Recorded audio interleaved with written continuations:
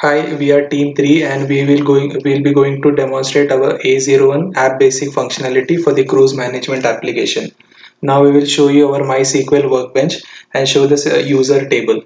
This is our user table containing the data for the event manager, event coordinator and some of the passengers.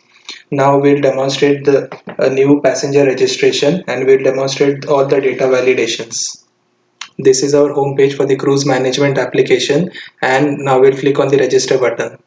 This is the registration form for the passenger.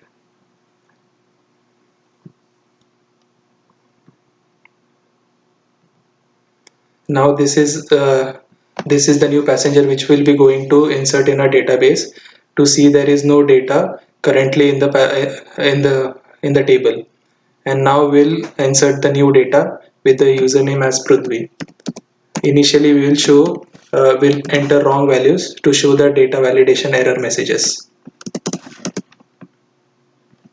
Right now we are inserting all wrong values in all the fields.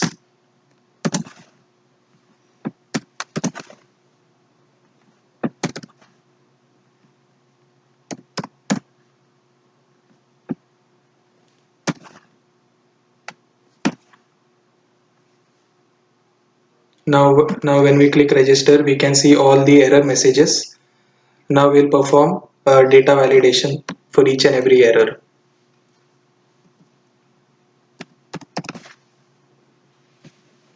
Clicking on register, the username has been validated.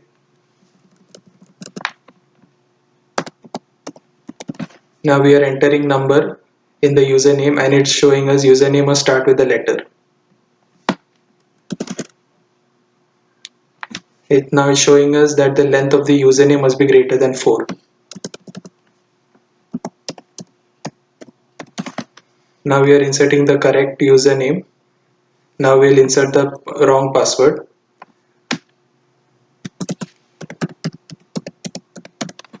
Now we are entering the length with six digits, 7 digits. Now we are putting up an uppercase letter. Now we are entering a lowercase letter to the password, and now we'll add a special character. And now we can see the password field has been validated. Now for last name, we are entering special characters and number. Now it's saying the last name cannot contain a special character.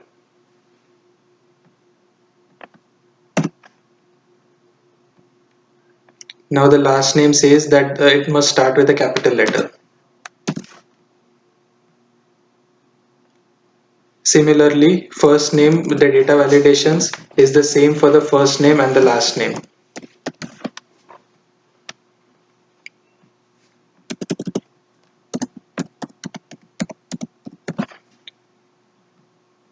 Now for phone field, we are entering alphabets and it's saying that the phone number must be a number.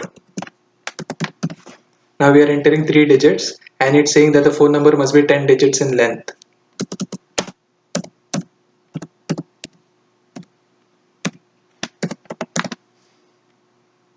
And now we see that the phone number field has been validated.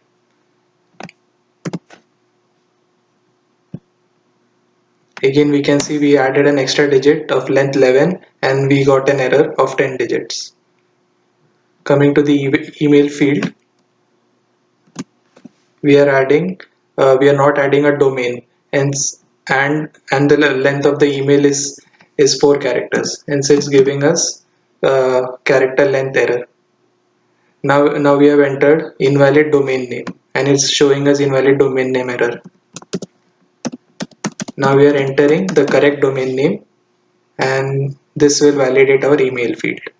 And we are entering alphabet in the room number, and it's saying room number must be numeric.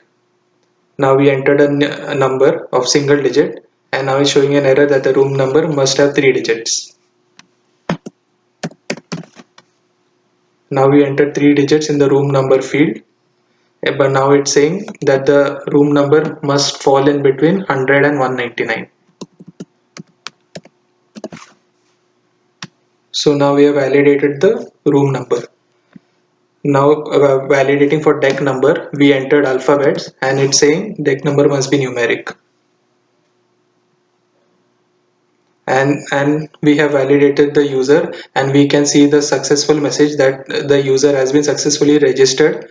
The passenger has been successfully registered into our database.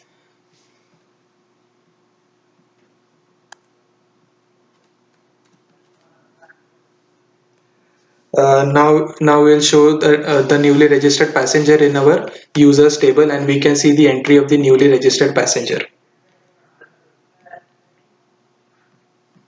Now we will log in with the newly registered passenger credentials, entering the username and password of the newly registered passenger, and we click on login. Now we can see the home page of the passenger. We can see the links, view event summary and logout. Now we'll click on the view event summary, and we can see a list of events that are in the passenger's profile. Now we click on the view button to and it will take us to the view selected event page. And now we will show the MySQL table of events.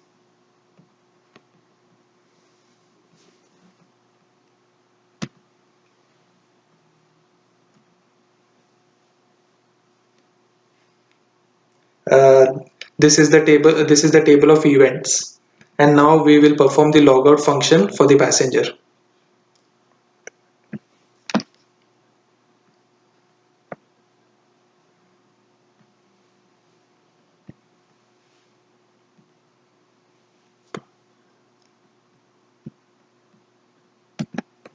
Now we will register for the same passenger with the same username,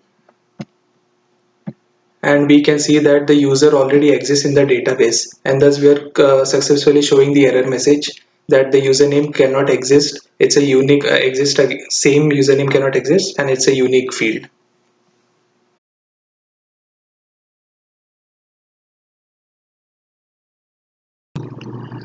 The main thing of the validation is that when we click on register on the home page for the passenger, and if we do not enter any fields we and click register, it will show error that all the fields are necessary.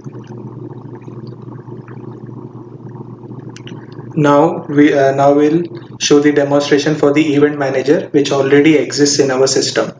This is our SQL users table which has the event manager data. As you can see, we have one event manager in our system with James Cruzman. Now we'll use these credentials of the event manager and log in into the cruise management application system as a manager. We can now here we can see the homepage of the event manager, and these are the following links: view event summary and logout. Now we click on the select view event summary link. We can see a list of events on the view event summary page, and now we'll click one event from the list, and it will take us to the view selected event page. Now we'll show our MySQL table of events.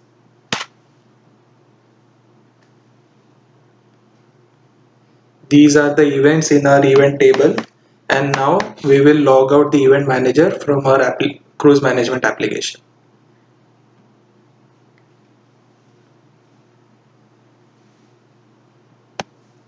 Now we'll demonstrate the login functionality of the event coordinator which already exists in our system. We have 8 event coordinators defined in our system. This is our table users table in the MySQL database, and these are the 8 records of the event coordinators. Now we'll pick one of the credentials of event coordinator and demonstrate the login functionality.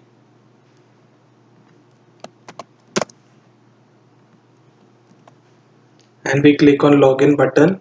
Now we can see the home page of the event coordinator, and these are the links: view event summary and logout.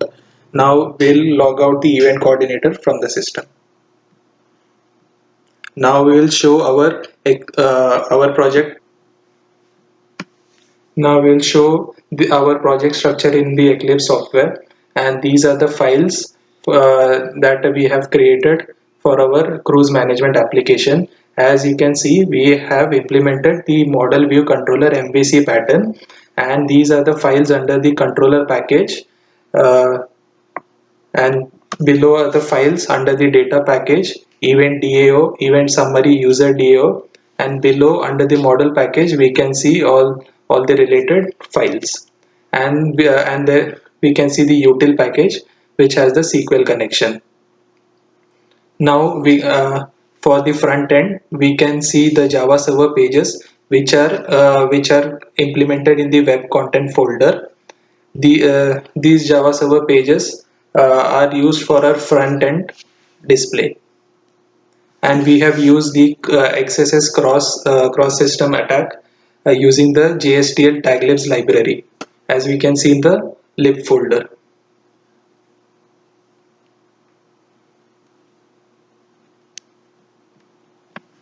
Thank you, and this was our demonstration for Team 3.